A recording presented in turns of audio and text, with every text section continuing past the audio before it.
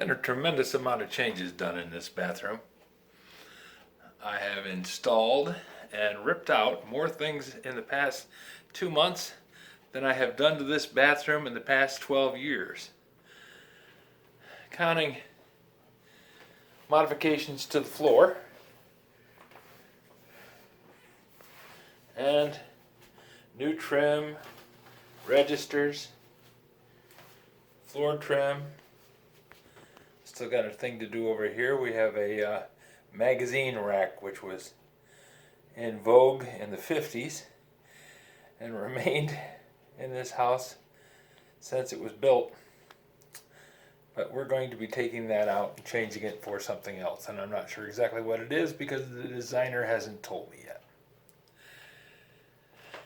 One of the issues that we run into, we meaning me, is that despite our best efforts, things change on us.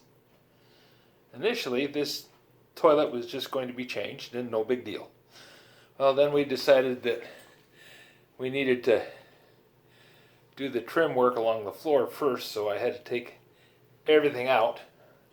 Floor trim, the magazine rack, and remove the toilet and take all that loose from the floor and move everything. And then there was a rack behind that held towels, and it worked okay. It wasn't an astonishing piece of furniture, but it was very functional. I was, anyways, very happy with it, liked it. The only problem is, we got a new toilet. Not realizing that the new toilet has a different kind of flush valve on it. I don't know if any of you have ever seen one of these, but this is a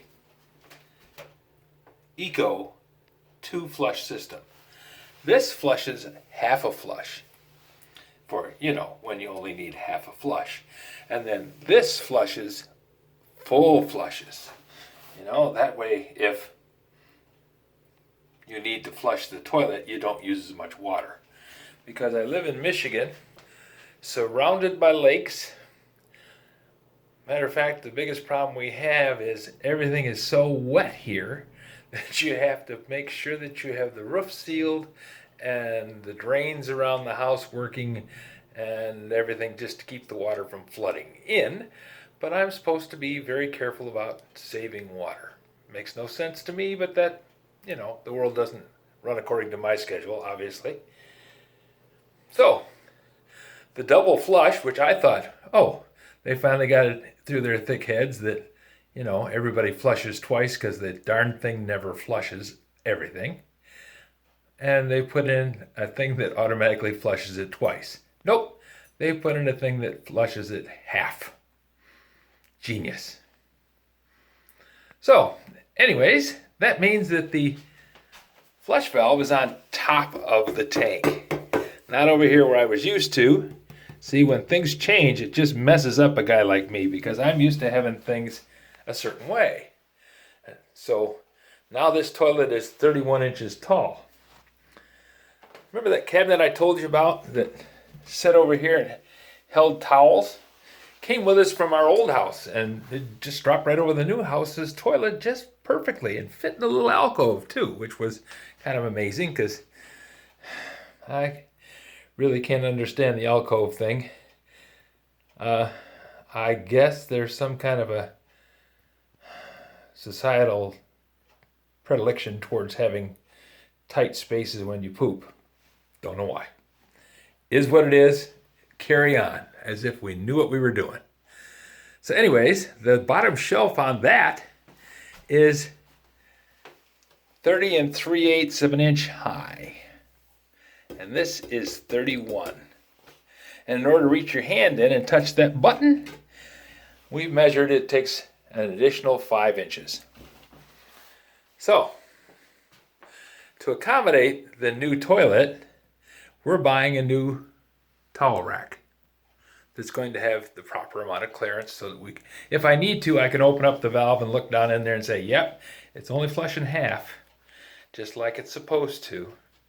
And I have to push that button twice. And I'll have room to reach in there and push that button twice because that's the way the new world works. Doesn't have to make sense, it just has to happen. So, an additional change to the setup, not a major one. It's going to come from Amazon like everything does these days. Little man pulls up the driveway. We don't go to the store because, oh my God, we might spread something. So, next step, build a towel assembly rack. Towel rack assembly. Whatever. But I have the toilet done. Good Lord, that has been holding fire now for what, 3, 4, almost a week. Yep, I have been ready to put that in for a good week because we got a good deal on the toilet. It's a taller toilet. We could go into all the history of why taller toilets are better, but let's just say it's more comfortable. And we're going to go with that. And it has this nifty little thing, which out of the whole experience, I like this best. When you go to close the toilet, it doesn't slam shut. Nope. Look at that. Now, you're always supposed to look for the silver lining inside every storm cloud. And okay, having the toilet lid not slam shut, that's a positive. Especially since in the little bathroom, we put one of those toilet seats in quite a while ago. And that one doesn't slam, but this one sure did. And if I forgot and closed the lid, like I expected it to not slam, it would wake up people 2 houses down. Interesting. One of the small foibles that I have is I don't change my behavior just because the world changes me around me. So, we have the room 2/3 done.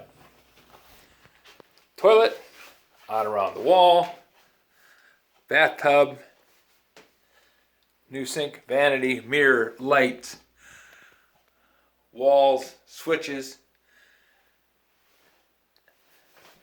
We're making great strides.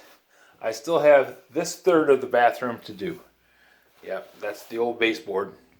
So I'm going to have to move out the washer and dryer and change out the baseboard in behind them. And then, the thing that started the whole deal. Yep, once again, I started the whole deal with a sliding door on the bathroom. That's how the little bathroom got changed. I wanted to put a sliding door on the bathroom. I thought it was a good idea. Lydia thought it was a good idea. We both agreed that we should do it. We put a sliding door on the bathroom, and the room has never stopped moving since I put that up. So, stick around. We got cabinets to paint, handles to change, baseboard to move, to replace, and I never liked that vinyl baseboard. You know, it's a mop board, baseboard, never liked it. This, big improvement. Love this stuff. Although, when I went to Menards and bought 2 pieces, one was a different shape than the other. They were both in the same rack, both had the same design, but the top on the one was wider than the top on the other. Don't tell anybody, but these 2 pieces down here have the wide top, and so does that one. When we get on the other side of the register, it goes to the narrow top. And all the way around back here, it's going to be narrow top because from now on, I have a piece cut that I'm going to take to the store and match against the stuff in the rack. It seems like things could, you know, a little bit of change is okay. I expect that. But having everything change all the time, really not an advantage. So, that's the situation here at the old Sneelock's workshop, upstairs restroom, and laundry room, I guess you'd call it, restroom, laundry room. And it's been a very nice experience having all this done today. I kind of wallowed in the idea that I have the toilet done now I finished it about 2 hours ago. So I've just been excited at the prospect of having the room done and a break in the process, at least until Amazon arrives. And then it all starts up to the beginning. If you have any suggestions for new video, questions about today's video, or any of the other videos on the channel, just drop it up in the comments. You know I rate them all. Thanks for watching.